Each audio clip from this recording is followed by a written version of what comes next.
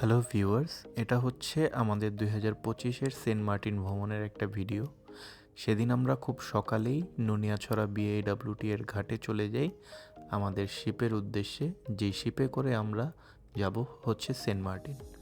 তো আমাদের শিপটি ছিল এমভি কর্ণফুলী এক্সপ্রেস, আর যেটার টিকিটের মূল্য পড়েছিল 2500 টাকা করে আসা যাওয়া।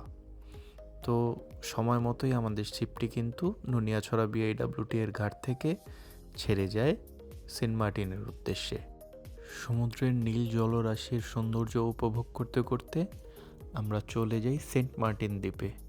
জেনে রাখা ভালো যে বছরে 2 থেকে 3 মাস সেন্ট মার্টিন পর্যটকদের জন্য উন্মুক্ত থাকে, আর সেটা হচ্ছে শীতের সময়, কারণ শীতের সময় সমুদ্র কিছুটা উত্তাল কম থাকে, যার জন্য সেন্ট মার্টিনে যাওয়া পর্যটকদের জন্য সহজ হয়। তো আপনারা যেতে চাইলে অবশ্যই এই সময়টাই যেতে হবে, বছরে অন্য কোনো সময় আপনারা যেতে পারবেন না। আর সেন্ট মার্টিন গিয়ে অবশ্যই এরকম একটা সূর্য উদয় কখনোই মিস করবেন না। এর জন্য খুব সকাল সকাল একেবারে ভোরে আপনারা চলে যাবেন জেটি ঘাটে অথবা ছেড়া দ্বীপে।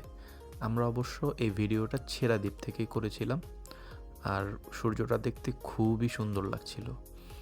আর তারপরে কিছু সাইক্লিং অ্যাক্টিভিটিও করেছিলাম আমরা। তো সাইকেল চালিয়ে মূলত আমরা ছেড়া দ্বীপ চলে গিয়েছিলাম। তো এই হচ্ছে আমাদের ফেরার সময়কার ভিডিও।